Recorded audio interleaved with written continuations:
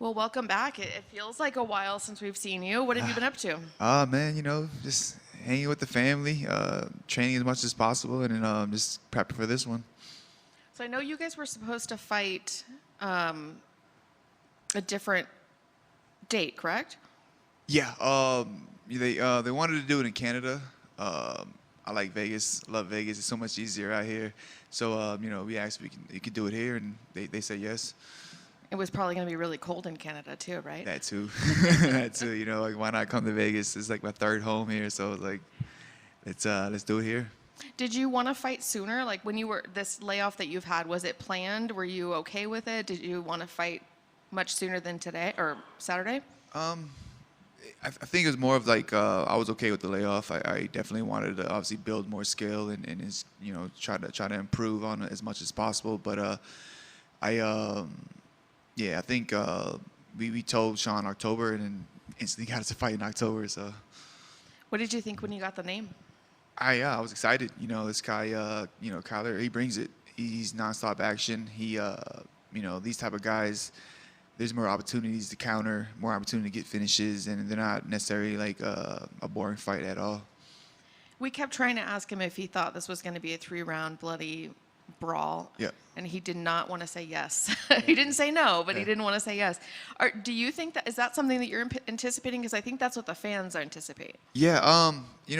Obviously I'm with them. I hope I don't leave this place bloodied up and on the stretcher again and going back to the hospital.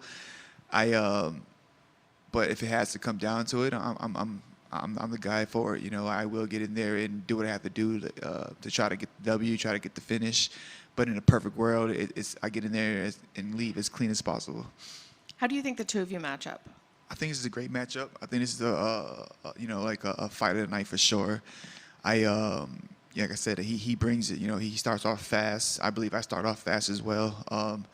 He has a wild kicking style. He'll pull guard and try to jump on submissions. He seems like a lifelong martial artist, like one of those kids that's been in the gym since he was like 3. So karate background, jiu-jitsu background. And he's fighting tough guys. He just beat Pedro Munoz. So this is another tough fight. I did an interview yesterday, and I was like, this is he might not have the ranking or the big name yet, but this is just as dangerous of a fight as anybody else I fought. Is there any extra pressure going into this fight, coming off some losses and knowing you got to prove something, and like you said, coming in against a really tough guy? Yes and no. I feel like I'm always, it sucks. I feel like I'm always in this kind of spot where I gotta like remind everybody, and I kind of, I've lost 2 in a row. Definitely don't want to lose 3 in a row, but yeah, there's definitely pressure in coming off of 2 fights, losing streak against. But then if you look at who I'm fighting, it's like it's tough, man. It's like this is the hardest fucking sport in the world, So it's kind of like but I do gotta put together a couple and stay consistent, And just something a little off topic. Last night, Dana White said he wanted to remove the media from the rankings. He thinks there needs to be an overhaul with the rankings. What do you think of the rankings? Do you think that they're pointless at this point? Do you think that they maybe potentially could be revamped? Yeah, I think they could. I'm not complaining. I'm still in the top 10, so like, hey, I'm not complaining. But I guess when it comes down to it, it's with like injuries and the way this sport is, like you could, like I can go out there, knock out Kyler, and depending on how the lineup is, I could get, I could just jump, ahead of a bunch of people as far as like whatever, depending on what they need. So it's like, I don't know necessarily, do we need the rankings? Like obviously yes and no, but yeah, I don't know, man. Like it's tough because like it's. I guess when it comes down to the business side of it too, like it doesn't really mean much. Right. Thank you. Yeah. You kind of touched on it a little bit there, talking about the rankings. Kyler, when he looks at you, you're the guy that's sitting on the top 10 that's ahead of him. What's in it for you? Besides, obviously holding the spot, but there's, like you said, there's a lot of danger fighting the guy that's behind you. But what's in it for you to get a nice win on this one?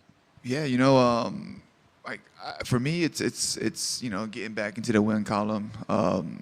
I feel like I fought almost everybody in the top 10 anyway. So like, there's not too many matchups I can get without being a rematch, you know.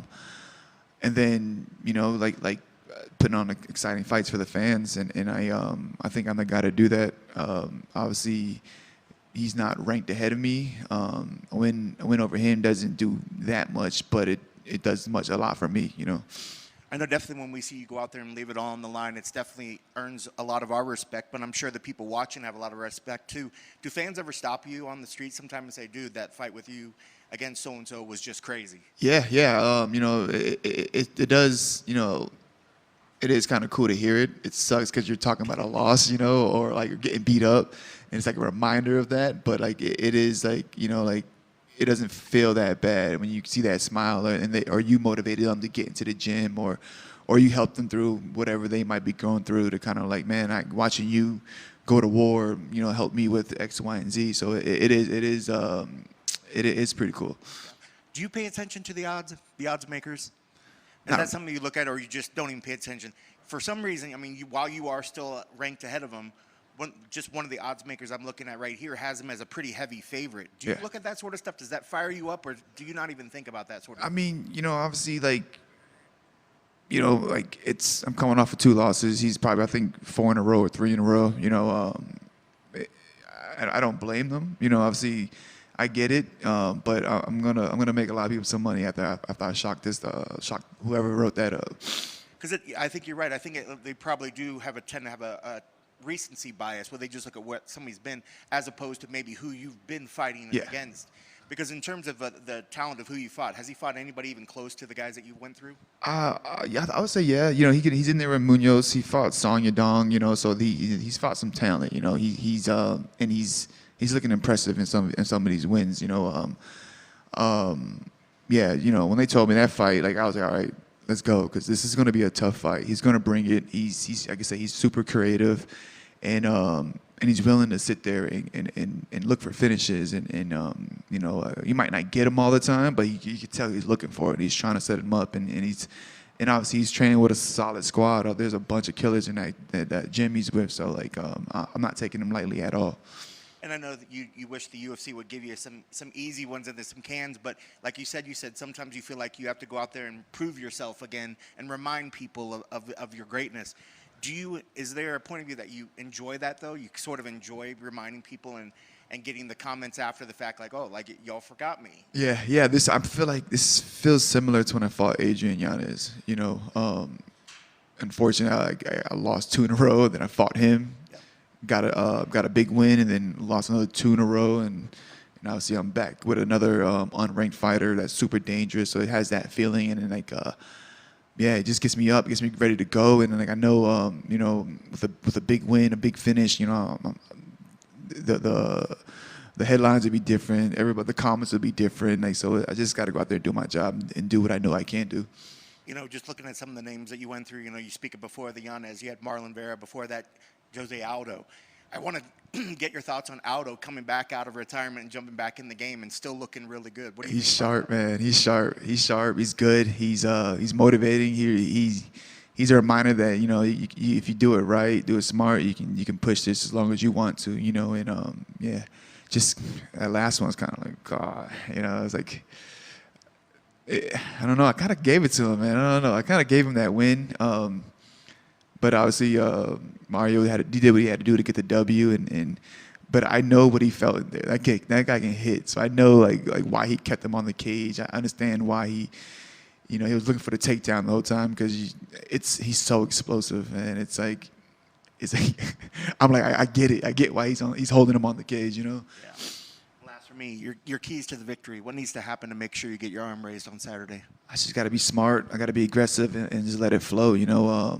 But a guy like that, like there's going to be opportunities to counter, and I plan on countering and making him pay and getting my hand raised.